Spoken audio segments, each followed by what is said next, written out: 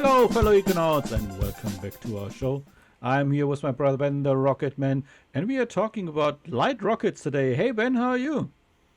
Hey Simon, hey fellow Econauts. Yes, today we will talk about light rockets just to complement and complete our discussions about different sizes Our of rockets. journey, our journey through Our all the journey. rockets, starting with the comparison. If you haven't checked it out, you should. And then we went into detail with every single one of them.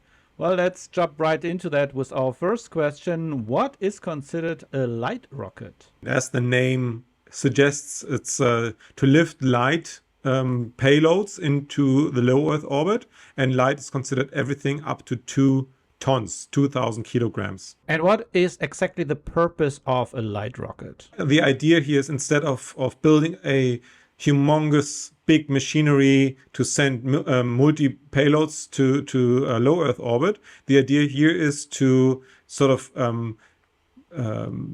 build one rocket for the purpose of sending one specific payload into low Earth orbit. So it's more or less a one parcel, one delivery package. And what is the economic significance for light rockets? We've stated that in a couple of other discussions before. There's a bit of a two-sided debate worldwide. Many believe that building large rockets and sending payloads at once into space is better, and something that building specific light launch vehicles to bring one or two payloads at once into low Earth orbit is the better choice. So, obviously we need to increase our capacity to send objects into space. So either way has to work. There are more light launch companies worldwide, mostly not yet operatable than large vehicle companies. But so I think the economic significance will have to be shown in the future. So maybe you have some famous rockets for us that are in that category? The most famous, I think, is the one which sent Sputnik into low Earth orbit. That was the first satellite, and that was delivered by a light launch vehicle. And another big famous company actually is called Rocket Lab. I think in the early 2000s established. It's a New Zealand founder who traveled to the States and got up with the idea. Since 2019, they also investigate using reusable light launch vehicles to recover the first stage. And their most famous vehicle is Electron. I think you made a very good point, not only in this episode, but also in previous episodes, that obviously for different jobs, different rockets make sense to have available at our arsenal. I also remember that you mentioned that light rockets can basically launch from different locations, while obviously heavy and also the super heavy rockets, they have to have like a different facility where they can launch from. That's correct, right? Not as much a different facility. Obviously everything is a bit bigger and more safe and so on, but also more the location where you would build even for medium launch, a medium, heavy and super heavy really require at least a certain proximity to the equator, whereas light launch vehicles could be launched also from the poles, which gives access to polar orbits, which are quite interesting for many people in the moment. However, it is predicted that from 2030 onwards, there will be a commercial focus on lunar orbit. And to get to the moon, you need heavy launch vehicles. So, that's a bit of a conundrum. Nevertheless, light launch vehicles will have their place. And especially if you think of defense related missions where you don't want to have other payload on board. And at the same time, you don't want just for one small payload to send a super heavy launch vehicle into orbit. There it might make sense to send light vehicles, also for research groups and so on. But as I said, the economic significance will be shown in the future. I think there will be a place for that, similar to when you do a pizza delivery. If you deliver one pizza, you wouldn't send a truck. You would send a delivery boy. At the same time, if you have to deliver lots of parcels, you don't deliver each parcel with a bike, but then you would take a truck. So that's sort of the analogy here, I Absolutely. think. I also like that we made the comparison in, I think it was in our category video where we talked about all of the rockets, that the light launch vehicles or light launch rockets are more like sniping into Yeah. low Earth orbit, while the heavy boys and the super heavy boys are more aiming to orbit in equatorial orbit, if I'm not mistaken, and then shift basically where they have to be, which can maybe be a little bit more difficult to do. So I can see that, like you already mentioned, that there's room for different kinds of rockets in the future, right? Yeah.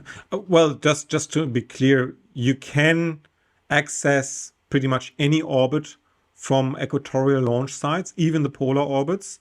However, they might be more expensive to reach from there, so it's less expensive to reach a polar orbit from the poles. However, you cannot reach the higher orbits from non-equatorial launch sites without a heavy expense or refueling in orbit. So but I don't want to overcomplicate things. There's different orbits, there's different maneuvers, there's different even in low Earth orbit there's different orbits. So there's equatorial, there's polar, and others, but geosynchronous as well. So that there's many different considerations to take, and that's why it's good to have a variety of launch-sized vehicles available. And as I said, we will see in the future which one will have a bigger significance, given that we might want to go to other planets. Obviously, for that case, you need to use a large or a heavy launch vehicle. But for small things, there might be many use cases where you need to use a light launch vehicle.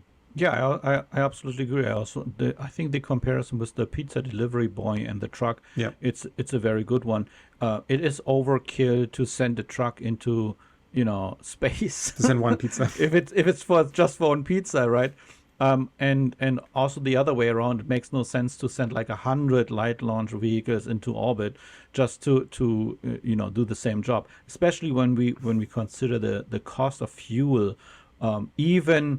Even the smaller rockets need a lot of fuel to actually get off the ground and then into Yes, orbit, yes. right? I mean, we shouldn't forget about that too, right? I mean, even if the comparison it's nice, it does become a little bit complicated if we talk about space, Yeah. right? If you recalculate or calculate backwards, and the payload can be up to 2 tons to be considered a light launch vehicle, these 2 tons are more or less they are a little less than 10% of what the rocket lifts, so including its own weight. So that means, let's say we stay approximate here. That means that even the light launch vehicle itself weighs 20 tons. So 20 tons, you have to lift 20 tons, which 90% of it is its fuel. So it's a big fuel container, as it's with every rocket. However, the other advantage for light launch vehicles is there's often the possibility to use so-called solid fuel. And that means, and the advantage with solid fuels, it's not only the body itself then, it is self-oxidizing in many cases. That means you don't have to carry two different gases with you. So when you use hydrogen or methane or whatever, you need to bring you need to bring oxygen with you as well as oxidizer. Otherwise, you cannot burn it. So for an oxidization, you need oxygen, obviously. So that's the conclusion of our journey through all the rocket types, starting with the comparison that we did a couple weeks ago and then going to every single one of them. I really hope that you liked our show and also this special today about light launch vehicles or light rockets. And if you did like the show, please don't forget to leave a like. You already made the like sign. I saw that earlier. And subscribe if you haven't already. And hit the notification bell. And also check out the other episodes. Yes. Have a good one. Bye bye. Bye.